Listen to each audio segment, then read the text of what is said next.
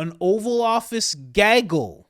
I don't know why they call it a gaggle, but that's what it's called.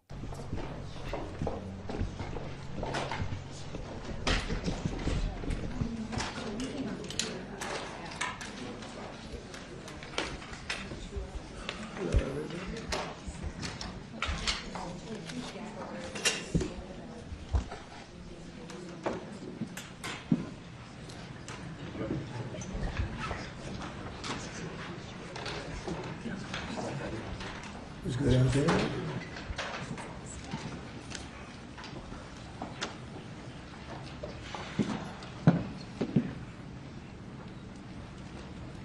You all set? Yes, sir. Thank you very much. Appreciate it. We just had a wonderful meeting with the greatest race car drivers in the world and some really spectacular people that won the Indy 500 for the last, for the last 4 years or last 2 years. And Roger Penske is so incredible. And the Daytona winners and the Daytona 24-hour champions. So it was really great to see him and to see those cars. Those cars are incredible. So there's a lot of winning out there, and we're having a good day in the stock market, as you can see, an all-time record day, and hopefully it continues. I think it should. Our country's stronger than it's ever been, and somebody had to do that with, we had to take the medicine. We had to go through the operation, and that's what we've been through, and a lot of presidents would not have done it. No president would have done it, I think, but it had to be done, and I just want to thank my team, this team here, and lots of others, and Scott and Howard have been incredible, and for energy, there's nobody like this man, and for the roads and highways, boy, you've done well, Sean, so we appreciate it, very much appreciate it, and if we could, well, let's see, we're starting a lot of executive orders, and some ambassadors have been approved, Yes, sir. and we're going to start that process right now. We're honored to have Gretchen Whitmer from Michigan, great state of Michigan, and she's really done an excellent job, and a very good person. And we're working on the Selfridge, as you know, the air base. We're trying to get the air base. She's in the World Economic Forum. She's a big one in the World Economic Forum, just saying. So I'm sure she's okay at dinner parties and stuff, but her ideology is warped. Open, keep it open. I think, Gretchen, if you're there, and Matt Hall, the Speaker of the House of Michigan, and he's been fantastic as the Speaker. I appreciate it. We won the state, Matt, and We did. you helped me a lot. I did, and you made me speaker, so thank you, Mr. President. That's good too. And Gretchen, I think everybody knows. So we're working on that very hard, and I think we'll come home with a winner for Michigan, okay? I just spoke with the Secretary of Defense. Sometimes we call him the Secretary of War. It used to be called the Secretary of War. They changed it when we became a little bit politically correct. But I think we're in great shape. We're going to be in great shape. So thank you very much for being here. Thank you very much, Matt. Congratulations. Great job. So we'll start with the first orders. And I think we have one for a man named Mike Huckabee. Does anyone know Mike Huckabee? Yes, sir. He's going to be a great ambassador to Israel. So And they're thrilled to have him, that I can tell you. Go ahead. Yes, sir. So the Senate confirmed Governor Huckabee to be your next ambassador to Israel earlier today. That's his commission as ambassador. And then we also have a transmittal letter to the President of Israel requesting that he accept Ambassador Huckabee's credentials. He's going to be fantastic. He's going to bring home the bacon, And then even though bacon isn't too big in Israel. that's just the third I had letter. to clear that up. Well said. That's hilarious. Okay. I know they're Jews, but they're going to bring home... If I tell them to bring home the bacon, okay? I'm not telling them to eat it, but they're going to bring it. They're going to bring it home. That's what they're going to do if I ask them to. Thank you, sir. Congratulations to Mike. To Mike Huckabee. Next, sir, this is a big one. As you've consistently identified, restoring our maritime dominance as a nation is very important. From shipbuilding to having a merchant marine that's capable of supporting American military efforts, really up and down the line. restoring maritime dominance has been a priority of this administration. This executive order, which was prepared primarily by your National Security Council staff and National Security Advisor Waltz, has a number of very significant policy steps, all aimed at restoring American maritime dominance and ensuring that we have the shipbuilding capacity and ability to compete globally, both militarily and in the civilian space as well. And that could be a good one for Michigan, too, because we're going to be spending a lot of money on shipbuilding. We're way, way, way behind. We used to build a ship a day, and now we don't do a ship a year practically, and we have the capacity to do it. So we'll talk to you about that. Okay, Matt? What do you think about that? That's a natural.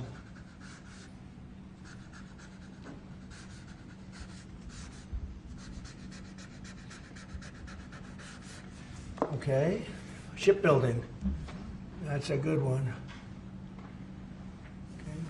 They're doing that. I just recently heard a clip of somebody talking about the fact that China makes so many more ships than America. Like, their ability to do that is crazy. And even their commercial, just random ships that they build, every single one of them has to be military grade. Apparently, they have to meet military standards. So it seems like Trump is signing this in order to start competing with China in that way. You know, I wouldn't say that there is a war on the horizon, but Trump is definitely not sitting by while China can do better or more things than the U.S. It seems like he's just coming at them in every facet as diplomatically as possible. Thank you. Thank you, sir. The next executive order relates to defense procurement.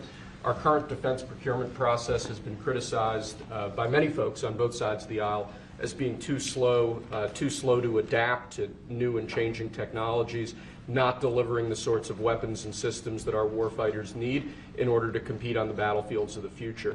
So with this executive order, we're going to be modernizing the procurement structure that the Department of Defense uses to allow it to more quickly adapt to changing circumstances around the world.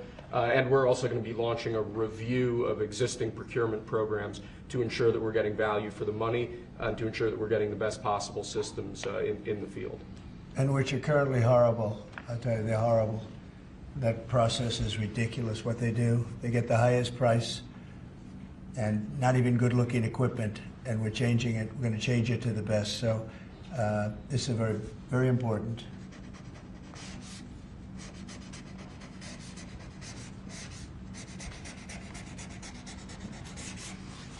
I want to say hello to Brooke. Well, sir. Look at Brooke. She got the cost of eggs down 87%. 87%, Governor. We have somebody that's done a great job at Department of Agriculture, and Kristi Noem, who perhaps a few of you have heard of. She has done the most unbelievable job as somebody that's watching over a country at the border, and with Tom Homan and your whole staff of tremendous people. So thank you. Who would Respectively, Smoke Show. Respectively. think that she is like meant for that job, huh? She's meant for it. So I just saw you there both. Thank you very much. Thank you. Okay. We'll do it later, please. Thank you, sir. Lastly, in the defense space, one persistent issue that we've had in terms of the issue of foreign defense sales, that we're unable to provide weapon systems in a reliable, effective way to key allies of ours, and a key driver of that is inefficiencies and inconsistencies with the process by which we approve foreign military sales. So this executive order is going to direct your Department of Defense, Department of State, other relevant departments and agencies to rework our system of foreign defense sales to ensure that we can provide equipment, creating American jobs and providing obviously revenue to American defense manufacturers, but provide key military equipment to our key allies in a reliable, effective way. Okay, that's good. All very important.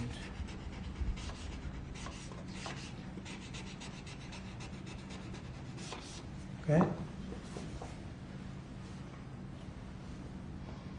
Because our budget is just about approved, and it's a big budget, and we want to spend the money properly, get the best equipment in the world. We rebuilt our military during my first term, rebuilt it entirely, beautiful, And then some was given away to Afghanistan so stupidly, the most embarrassing day in the history of our country, I think.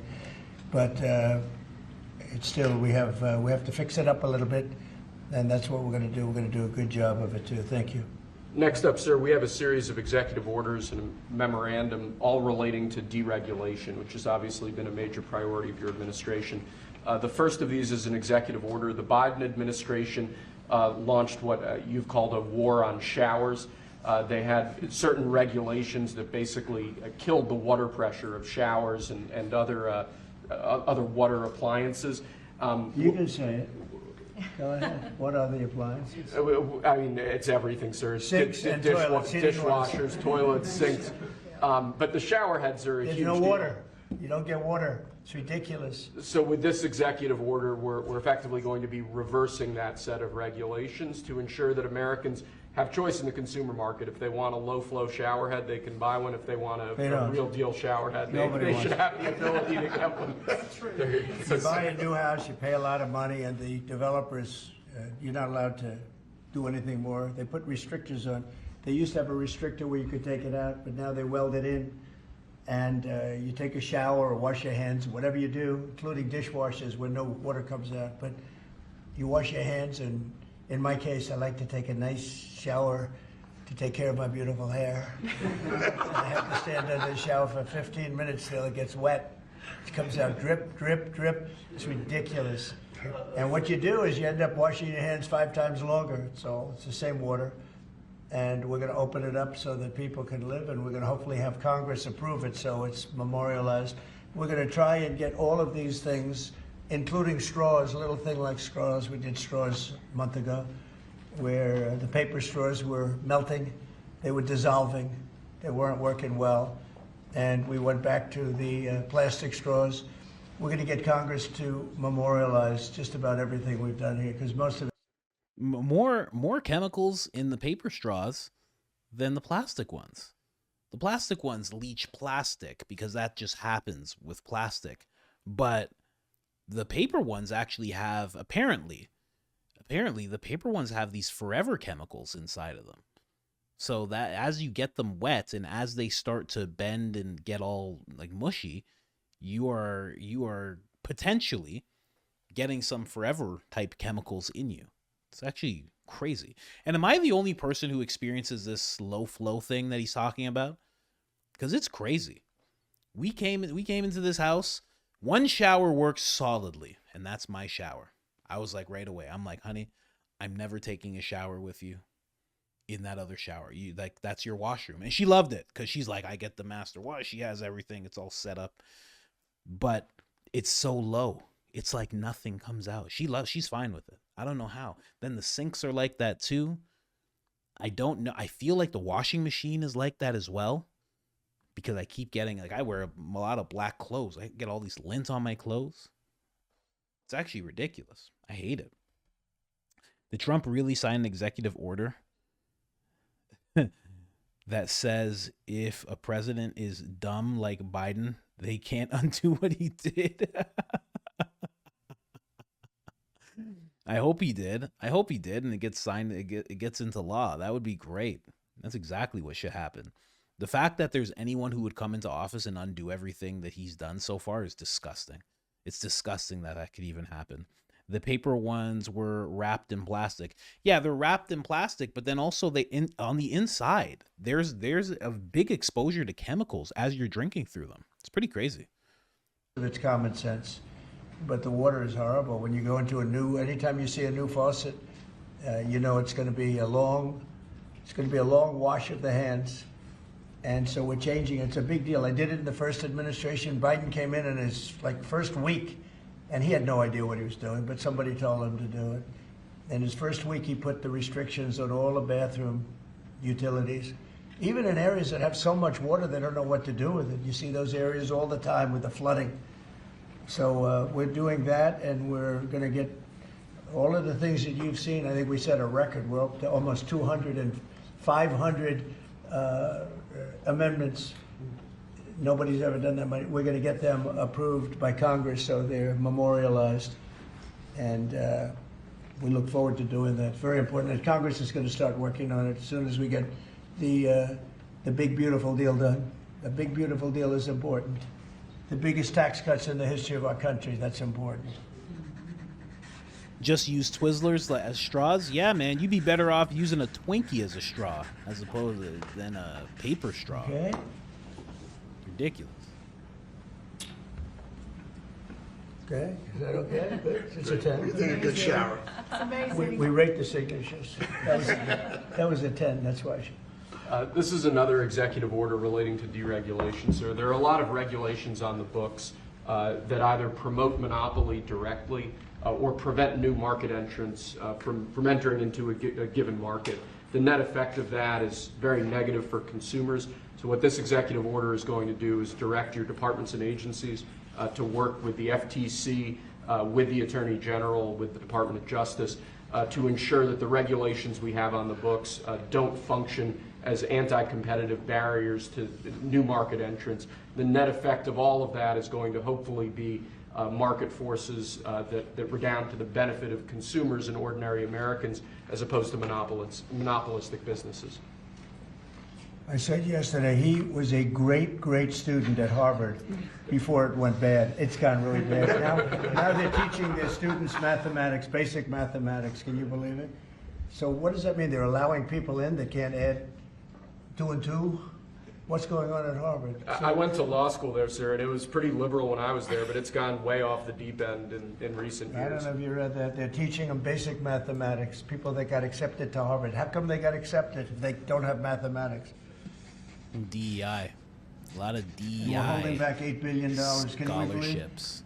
We give Harvard $8 billion. And we're holding back Columbia. We're holding back a lot of the schools because they were woke. And they've hurt a lot of people. Okay? Thank you. Thank They're you, active sir. in schools now. There are a All large those number schools of are for active. regulations on the books. These are regulations that are currently in effect that we believe blatantly violate the law, blatantly violate Supreme Court precedent that otherwise are just blatantly illegal. So what this presidential memorandum does basically just directs the heads of your departments and agencies to follow the law and to cease enforcing regulations that are blatantly illegal or unconstitutional. It's a big deal.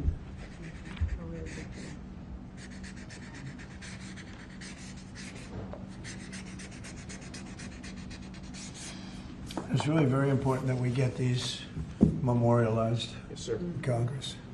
Very important. It was terrible, and now we have a chance to find out whether or not it was terrible. But it was a work of fiction. Got a lot of publicity. Got himself a nice job with CNN or one of them. And I think we have to do something about it. You can't have that happen. If that happens to other presidents. It's going to strip any active clearance that he has in light of his past activity. $125 million, and most of them are at about $100 million, right? All right.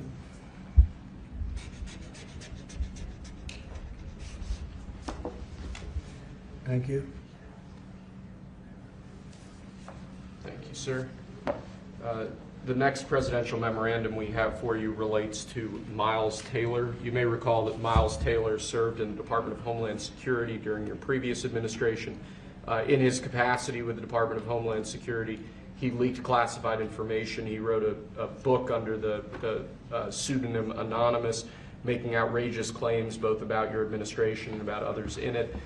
What this presidential memorandum is going to do, one, it's going to strip any active clearance that he has in light of his past activities involving classified information. It's also going to order the Department of Justice to investigate his activities to see what else might come up in that context, given his egregious behavior during your previous administration. And I had no idea who this guy was. I had no idea. I saw him on CNN, or one of them, I guess CNN, a lot. He'd be on all the time saying that the president is the president. I had no idea. It's like, you know, in this office you have a lot of young people, and they're here. I'll see him for 2 minutes, and I assume he was in the office, but I barely remember him.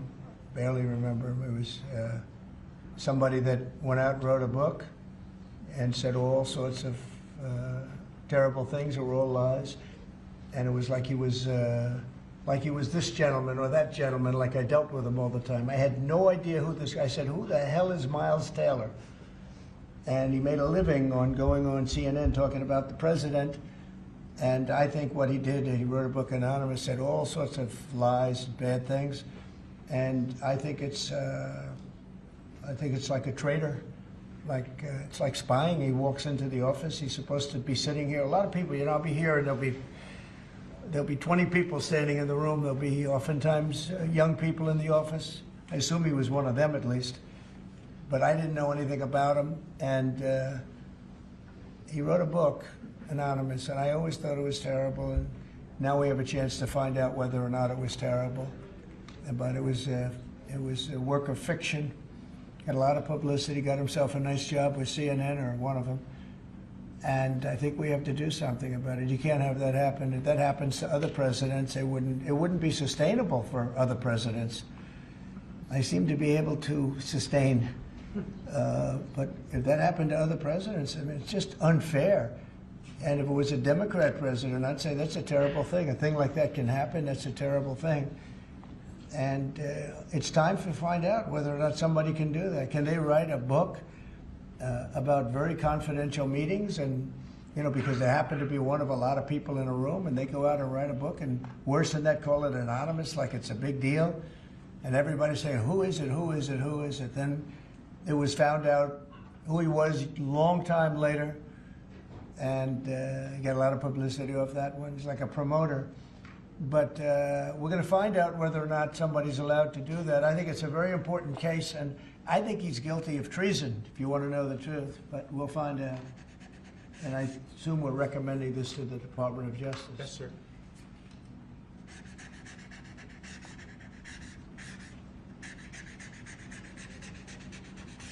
Okay, good. Terrible guy. Similarly, sir, Christopher Krebs, the former head of CISA. This is a man who weaponized his position against free speech in the.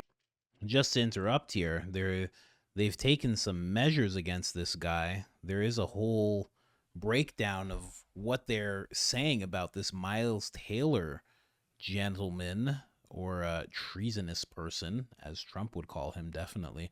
Taylor is a bad faith actor who weaponized and abused his government position, prioritizing his own ambition, personal notoriety, and gain over his constitutional oath. Wow. While serving as an administrative assistant to the Department of Homeland Security, he stoked the tensions. What are they going to do? I wonder if it says what they're going to do. He just said they're going to send it to the Justice Department. Let me see what else I can find here. There's like a whole thing. Like there's a whole bunch of breaking news about this guy now, Miles Taylor. So check this out. So what? Yeah, they're launching an investigation into the guy. Insane authoritarian stuff. Trump directs Justice Department to investigate public and political enemies. So they're trying to position it like he's just some political enemy, and they're just going after him. These are the exact names that they're talking about right now. Trump said he just said Miles Taylor, and right now they're talking about Chris Krebs, who personally accused of being guilty of treason. Huh. Wow. This is such a bad place to be in. Such a terrible place to be in, with Trump saying that you're guilty of treason. Has to be the worst thing. Orders 2 probes into officials who defy him. Yeah, this is all MSNBC, NBC, so this is how they're positioning it. But we'll see what happens. And you know what? It might sound bad, but this is the type of stuff we're looking for. We're looking for someone to have something happen to them. They're doing all these things that are wrong. You're saying that it's this, that it's that. It's like, yeah, okay. Who's getting cuffed? That's what the people are looking for. This, this guy is not in line with what a lot of people were thinking. But if he's a part of the swamp, drain it, and let's see some accountability finally. Trump orders DOJ to investigate 2 former officials who defied him. They didn't just defy him. It sounds like they actually went out of their way to speak badly about him, and whether or not, well, it seems like what they said wasn't true. Obviously, that's going by Trump's words when he ordered this person investigate a whistleblower. So they're trying to position him as a whistleblower. This is not a whistleblower and a security director who refused unfounded claims of election fraud. So they were in on that whole thing. So yeah, Trump's gonna have it in for them. Let's be honest. Yeah, rightfully so, but he's gonna have it in for them. See what happens with those guys. Miles Taylor. The Look election out for that context, name. in the context of COVID-19, this is it's a similar presidential memorandum to the one you just signed. It addresses his access to government, existing clearances he might have, and further instructs your Department of Justice, other aspects of your government, to investigate some of the malign acts that he participated in while he was still head of CISA. This is another one. I don't know that I met him. I'm sure I met him, but I didn't know him. And he came out right after the election, which was a rigged election, a badly rigged election. We did phenomenally in that election. Look what happened to our country because of it. Open borders, millions of people coming into our country. Russia and Ukraine, that would have never happened. October 7th would have never happened. Afghanistan, the way they withdrew with 13 dead, but so many killed, actually. I mean, so many killed outside of the 13 soldiers, hundreds of people killed. And maybe, I don't know, never mentioned, but I mentioned it, 42 or 43 people so badly injured, the legs, the arms, blown off, the face. And this is all because of an incompetent group of people that preceded us, and that would have never happened. And this guy Krebs was saying, oh, the election was great, it was great. Well, it's been proven that it was not only not great. When you look at all these lawyers and law firms that are signing, giving us hundreds of millions of dollars, it was proven by so many different ways in so many different forms, from the legislatures not approving to the 51 intelligence agents that worked from all of the different scamming operations. It was a very corrupt election. They used COVID to cheat. And we're going to find out about this guy too, because this guy's a wise guy. He said, we've been proved this is the most secure election in the history of our country. Now, this was a disaster.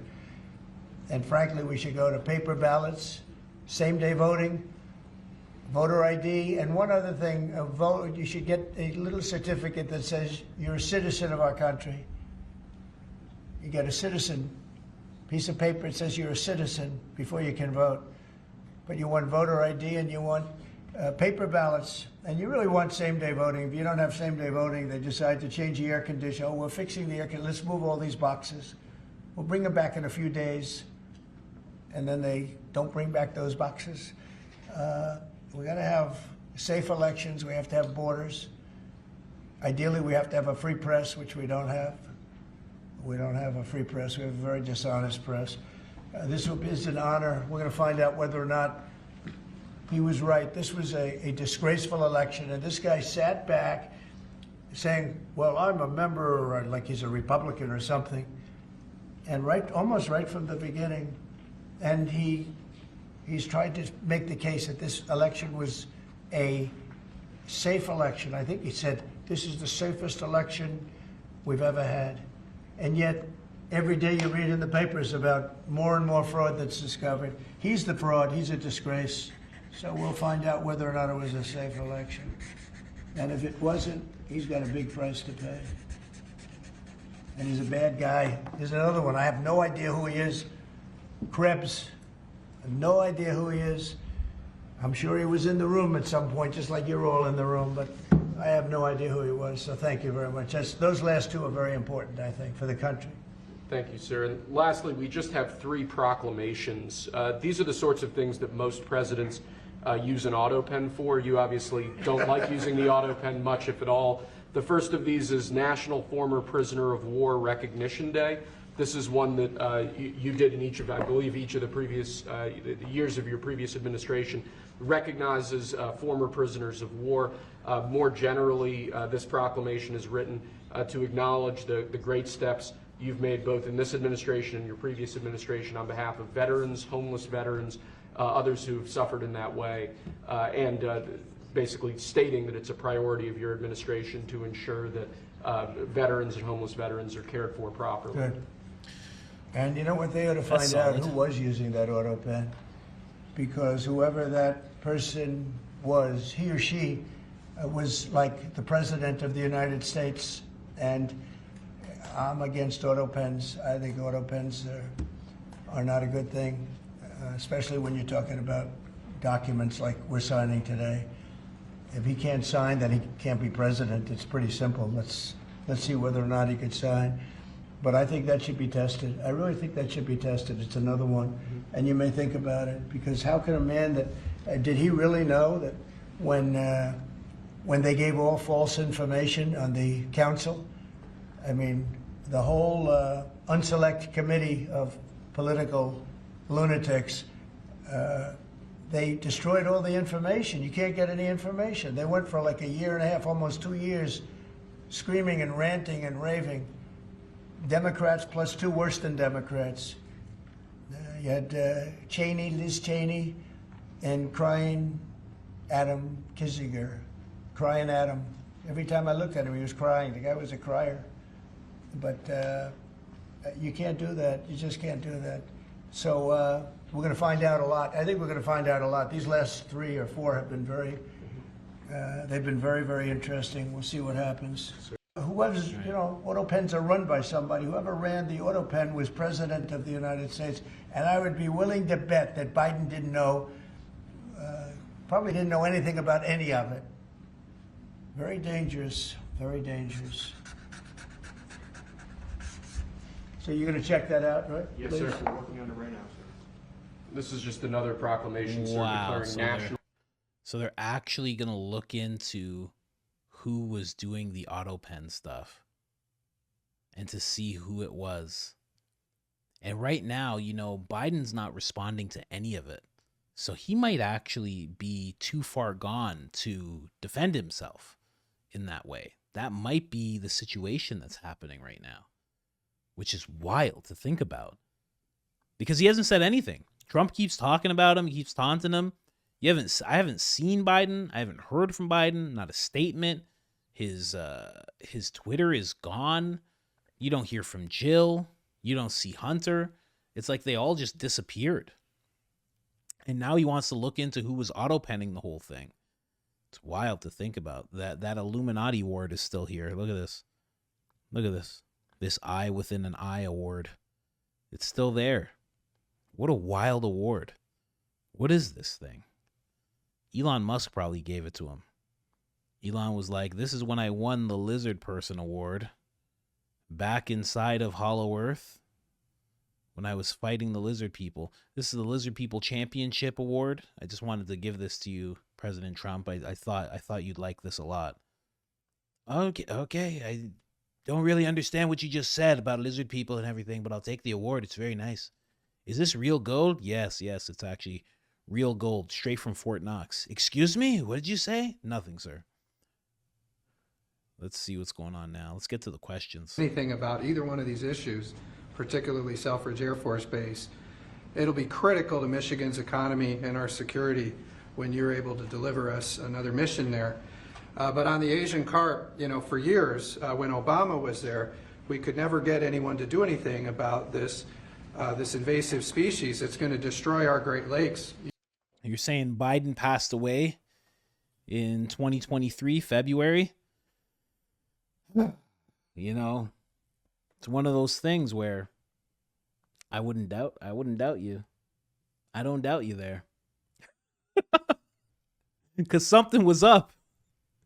2023, 2024, something was up with that guy. Sometimes he was tall. Sometimes his earlobes did one thing. Sometimes they did another. I mean, you look at the pictures of this guy. He looks one way, then he looks another. I don't know. I can't doubt you. That's one of those things where I couldn't be like, oh, you're wrong. You're 100% wrong, Polkster. Nope. I could not doubt you. You could be 100% right. Something was going on with him. Weekend at Bernie's was a joke that we would all make, but the premise is that Bernie was dead. Just saying, you know? You know how important recreational fishing and so much of that is to our state. Because of your work, we're hopeful that we'll get a solution. Like close to 3,000 points. Nobody's ever seen a day like that. I think that's a record, isn't it, fellas? Definitely. Is that a record? Who would have thought we were going to have a record like that after watching? But because the geniuses of the world, they get it. Our country is very strong. We were left a very, very weakened country, both economically, financially, because of all of the tariffs and all of the other companies just raiding us and ripping us off, and also at the border where 21 million people were allowed to come in. Many of those people were criminals. And but the people that do this for a living, and some of them are very smart and some of them aren't smart at all. But these guys are very smart, and my group is very smart. My whole group is smart. And you've done so amazing on the border. I read the other day that there were 9 people and hundreds of thousands 2 years ago with Biden, and we had 9. We had it down to 9, and they were all let in for medical reasons. They were in bad shape. We let them in for medical reasons, not even for anything else. So you've been amazing. But that's a big thing. I think it's one of the greatest problems that I've never seen anything like it. Open borders. The whole world was emptied out. Prisons from all over the world, from the Congo in Africa, from Africa to Asia, a lot in South America, but it wasn't just South America. Prisons emptied out. And I said it outside with the drivers before, but El Salvador has been amazing, a job that the president's done. He's coming to see me next week, and we look forward to that. But that's really been amazing. Yes? Mr. President, the EU also announced increases in tariffs today. Why not that's treat... bad timing for them. That's bad timing. Why not They treat said, everyone They didn't put them in. No, they threatened Oh, them, I but they think picked a later date, which our expectation is it's going to be later still. Okay. I'm glad that they held back. Did a reporter just get fact-checked by Trump's executive or secretary of kneecaps? Is that what just happened? He got fact-checked? You gotta come better than that. You're getting fact-checked by someone in the administration? You can't even stay on the news to that level where he's fact-checking you and letting you know exactly what happened? Wow. Bravo. That is not something you see every day. That is amazing. I'm telling you, that dude, what's his name? Howard? Lutwick? Lutwick is his name? That guy's on point. He's on point. A lot of people have a lot to say about that guy, but he's very on point. If this was the strategy all along to bring them to the table, why did you instruct or advise, or maybe they did it on their own, some of your top aides to say this is not a negotiation, to hold the line, that they were going to hold the line, that you were not going to change your Well, a lot mind? of times it's not a negotiation until it is, and that happens. And, you know, I said outside that you have to have flexibility to do it right, and that's what we have. We brought everybody to the table, and it may not be a negotiation. It may not last. I mean, you know, things may be asked that I think are not fair to us. Look, we've been ripped off by essentially everybody for 35 years. This is not just a new thing. And Roger Penske just left. He's a great gentleman, great man, actually. And he said no other president would have had the guts to do this. And I believe that's right. They wouldn't have done it. They should have done this a long time ago. A long time ago they should have done it. I started it with China. I took in hundreds of billions of dollars in tariffs and taxes from China in my first term. And we had the greatest economy. We were up 88% on the stock market. That was the greatest ever in the history of our country. But it had to be done. It's something that had to be done. Mr. President, thank you so much. Which countries will be negotiating first? Do you have any criteria? Because, for example, Brazil and the UK, they do not have deficits with the US. They have a surplus. They do not have a surplus. They have deficits with the US. So what is the criteria? And also, would you consider talking or meeting with Xi Jinping? Oh, sure I would. He's a friend of mine. I like him. President Xi, I like him. I respect him. But they haven't treated our country right. Sure, I'd meet with him. on the other countries. We have Japan is here, and South Korea is here, and others are here, and we're trying to see them. It's from what I hear, it's much more than 75. I said 75 plus. So many. It's everybody wants to make a deal, actually, and you know we want to do what's right for our country. We also want to do what's right for the world. The world is important. I mean, you know, it's the world, right? And I think we're going to make a lot of people very happy. And I think investing in the United States of America will be the greatest investment that anybody's ever made. Mr. President, can we still expect to see the sectoral tariffs, so the pharmaceuticals, steel? Is that something you're still considering moving forward Yeah, with? well, I will be, because we want them coming back. You know, we realized during COVID that we don't make our drugs and our pharmaceuticals in this country. So I realized that, and it was a big realization. We had to go to China to get drugs. We had to go to other places. I won't even mention the names, but we had to go to other places. We don't make it, and that's because we let them leave. And now if they want to come back, we're going to put tariffs on the pharmaceutical companies, and they're going to all want to come back. They're going to come back. I'm not going to pay them any money like Biden with the chip deal. That chip deal was horrible. They give billions and billions of dollars to chip companies. All they have is money. They have so much money. And they give billions of dollars, and they're just going to keep the money. They're not going to spend it. And the only thing that's going to bring them back is you say, we have a barrier. You have to pay 50% or 100% or 200%. And if they have to pay that, they're going to say, we're not going to pay that. We're going to build here. And that's what happened. We're the biggest, most prestigious chip company in the world, spending $200 to $300 billion. Think of that, $1 billion to build essentially one massive plant. It'll be one of the largest plants in the world, and we're going to get them very quickly. We're going to get them energy. We're going to get them the electricity they need and the energy that they need, and it'll be approved by Lee Zeldin, a total professional, and it'll be approved very quickly, and they'll get their zoning very quickly. They'll have everything done in a matter of months. Thank you, sir. You've procured a record amount of private sector investments since your election, $7 trillion. You talked about the importance of all that. Can you talk about how these investments will have a positive impact on families who felt like the previous economy left them behind, and why your executive orders on coal yesterday is so important given the amount of manufacturing that you're ushering back in? Solid question. Didn't need to be disrespectful. It still holds Trump over the coals. He has to provide answers. Perfect question. That's how you ask questions. No gotcha nonsense. Gave him the respect, but he still has to come up with a good answer based on what he just asked. Great question. Great. Thank you. And which is correct. We have, I would say, more than $7 trillion now, right, of investment coming in. Apple is coming in for $500 billion alone. We have other companies coming in with massive numbers. We have car companies that are coming in. No, we've never seen anything like it. Maybe in the 1940s or 50s or something, but we've never seen anything like it. They had 3 plants canceled in Mexico. Not that we want to hurt Mexico, but we're for us.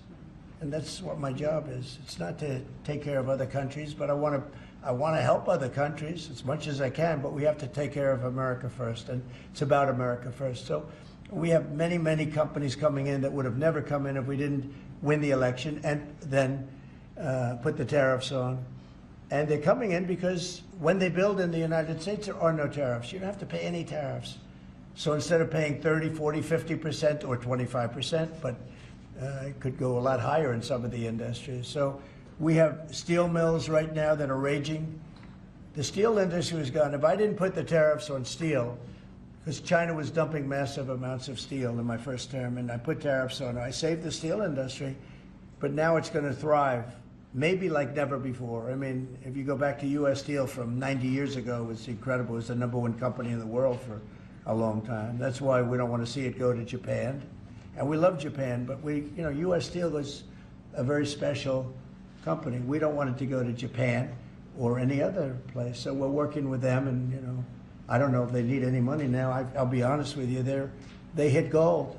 They hit gold because if you look at it, they have such orders for steel now. It's incredible. What's going on in our country is incredible with respect to plants. So we lost 90,000 plants and factories from the beginning of NAFTA, the worst trade deal ever made in the history of this world, but certainly in the history of trade. There's never been a worse trade deal. We were able to cancel that. We had to get approval from Congress. It was like a disastrous curse because you had to go to Congress to get it terminated. You couldn't just terminate it because it was a bad deal. And you had people in Congress that didn't want to do it because they had other reasons, maybe bad reasons. They're mostly not there anymore, those people. But it's amazing what's happened. I appreciate that question because it's incredible. I don't think we've ever seen anything like it. $7 trillion, and it's much more than that because, these are places that we know. $7 trillion is unheard of. I never looked at the Biden numbers, but you could go a whole year and it was peanuts. Everybody was leaving. They weren't coming in, they were leaving. And that means jobs are leaving. And so we're not playing games. We're going to make this country greater than ever before. Thank you for that question. According to Mark Andreessen, he was on Joe Rogan's podcast, and he actually discussed this exact thing of companies leaving under the Biden administration. And he was obviously zoning in on the AI sector, but it was because their plan, the Biden administration, was we are going to make it so these startups that could bring in billions of dollars, and so many jobs, these startups will not be allowed to form. Don't even bother trying to form them. We're going to find one or two companies that we can have control over, and that's going to be our plan going forward for AI. It was so crazy. And then span that type of attitude across all sectors. It was nuts what they were doing. They were forcing companies to just go and say, okay, well, I'm getting debanked. And then on top of that, you're telling me that, like, I'm an investor in these companies, and you're telling me not to even invest in these companies because you're not going to allow them to grow. You're not even going to allow them to get established or get a foothold or anything. It's actually wild. So that's not just Trump hyperbole, not liking Biden. That's not what that is. They were really holding back the growth potential that America had. And they were doing it on purpose because they wanted more control. Mr. President, it seems that China's made some... Let her just do that. Oh, yeah, absolutely. Thanks. For the past few days, we've heard from this administration no pause. Was this idea of doing a pause, did that just come about this morning? Can you tell us exactly what came into consideration for you and your advisors? For a period of time, I wouldn't say this morning. Over the last few days, I've been thinking about it. I've been dealing with Scott, with Howard, with some other people that are very professional. And I think it probably came together early this morning, fairly early this morning. Just wrote it up. We didn't have the use of, we didn't have access to lawyers or we just wrote it up from our hearts, right? It was written from the heart. And I think it was well written too, but it was written from the heart. It was written as something that I think was very positive for the world and for us. And we don't want to hurt countries that don't need to be hurt. And they all want to negotiate. The only problem is, you can only do so many at one time. It's like, we want to do it right. We want to get it right. We want to take care of them, but we have to take care of our country. So, but this was something certainly we've been talking about for a period of time, and we decided to pull the trigger. And we did it today, and we're happy about it. I didn't know it would have that kind of an impact, but it's, I think they have the biggest increase in the history of the stock market. That's pretty good. You're almost, if you keep going, you're going to be back to where it was 4 weeks ago. But it was a sick market 4 weeks ago, because this trade was sick. It was only a question of time. I don't blame the tariffs. I think the tariffs just sort of magnified what was happening. It was sick. Biden allowed these people to get away with murder. Biden allowed China to just take advantage of us. We had like $1 trillion deficit with China, $1 trillion deficit. So that was going to only be a matter of time. I think the tariffs brought it out faster and they magnified the problem. But I think this was a problem that existed far beyond tariffs. This was a systemic problem, and we're going to cure that problem. And maybe to a large extent we have, because we've revealed it. and we've revealed it very strongly. Yes, sir, please. Thank you, Mr. President. So it seems China's made some serious missteps here in these negotiations, and Secretary Besson said earlier you may have goaded them into a tough position here. I'm wondering, are you in a way putting together a coalition against China in terms of trade here? No. Well, China, look, they're very capable, and I don't blame China for what happened. I blame the people sitting right at this desk, right behind this desk, or another desk. You get your choice of 7. I happen to pick the Resolute. But I blame the people sitting behind in this chair, behind this desk, for being stupid, incompetent, or not having courage. This should have been done years ago. This should have been done before Obama, in all fairness. Not only Biden, Obama.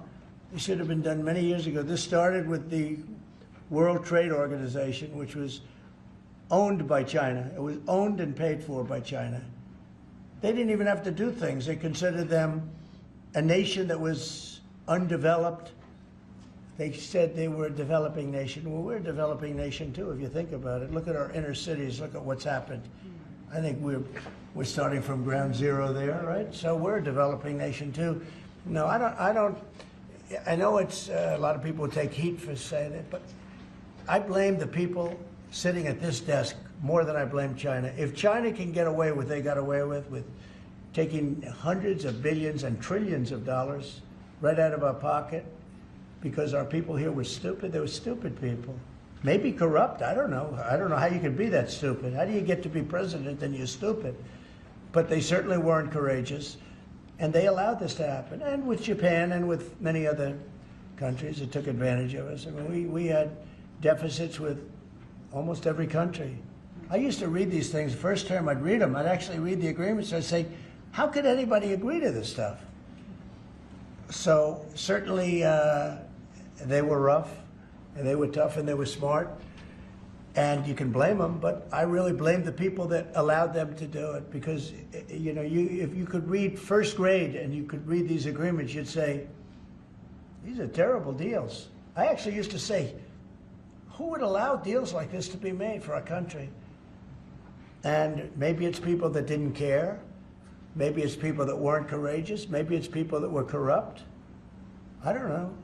But I blame those people more than I blame anybody else. Man, R.I.P. Biden.